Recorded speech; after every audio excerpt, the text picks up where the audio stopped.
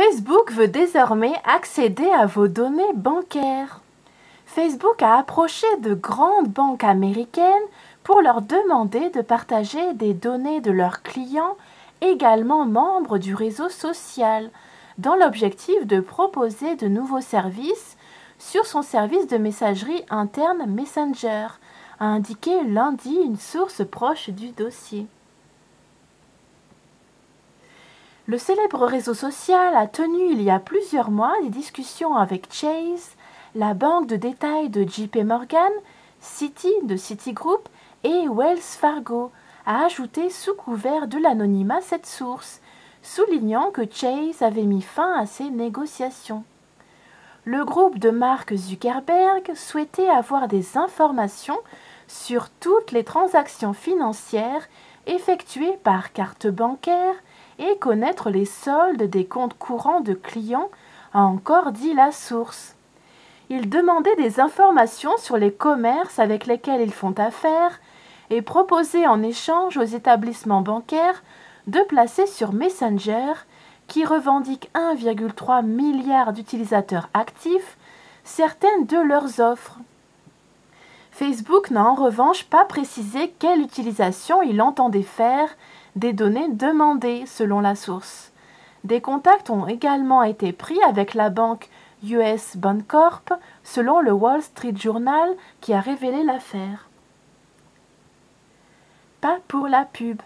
Comme plusieurs entreprises Internet avec des activités commerciales, nous nous associons à des banques et des émetteurs de cartes bancaires pour offrir des services comme le chat, une messagerie instantanée, avec les clients et la gestion de comptes, a répondu à l'AFP une porte-parole. Et d'ajouter, je cite, « Les comptes courants liés aux pages Facebook permettent à leurs propriétaires de recevoir en temps réel des actualisations sur Messenger et peuvent ainsi garder les traces sur les données de leurs transactions, comme des reçus de caisse, les dates de livraison et le solde de leurs comptes courants. Nous n'utilisons pas ces informations à des fins publicitaires, a-t-elle encore fait valoir. Sans confirmer ni infirmer les informations, une porte-parole de Citi a indiqué à l'AFP que l'établissement avait régulièrement des discussions sur de potentiels partenariats. Une source interne a, elle, dit à l'AFP que la banque n'excluait pas de partenariat avec un réseau social car elle a constaté que ses clients passent de plus en plus de temps sur les réseaux sociaux.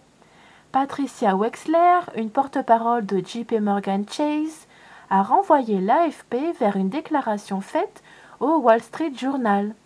Nous ne partageons pas les données des transactions effectuées par nos clients et nous avons par conséquent rejeté certaines propositions, a-t-elle dit au quotidien.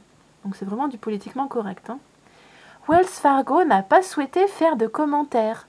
Ces informations remettent sur le devant de la scène la question des données personnelles des utilisateurs après le scandale Cambridge Analytica, une société britannique accusée d'avoir, à des fins politiques, collecté et exploité sans leur consentement les données d'utilisateurs du réseau social. Donc c'est Cambridge Analytica. Ne pas partager avec des tiers.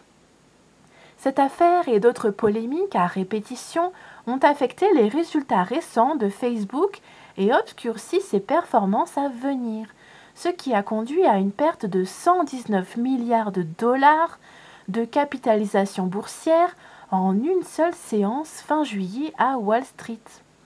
Facebook aurait vanté aux banques les mérites d'une fonctionnalité qui permettrait aux utilisateurs de voir le solde de leurs comptes courants et de les alerter en cas de fraude, affirme le Wall Street Journal. Le réseau social se serait engagé à ne pas partager ses données financières avec des parties tierces, donc avec d'autres entreprises. Les données personnelles des utilisateurs sont la base du modèle économique de Facebook, dont la quasi-totalité des revenus provient des ventes d'espaces publicitaires. Un partenariat avec Facebook permettrait aux banques de combler le fossé grandissant avec les startups spécialisées dans la finance, FinTechnology, donc Finance Technology, qui séduisent les millennials, donc les 18-35 ans. L'application Venmo PayPal, par exemple, s'est imposé comme un des principaux moyens de transfert d'argent entre particuliers par smartphone, loin devant Zelle, mise en place par un consortium de grandes banques. Voilà pour l'espionnage des données personnelles et la virtualisation de la monnaie, donc la disparition progressive de tout ce qui est monnaie fiduciaire. A plus.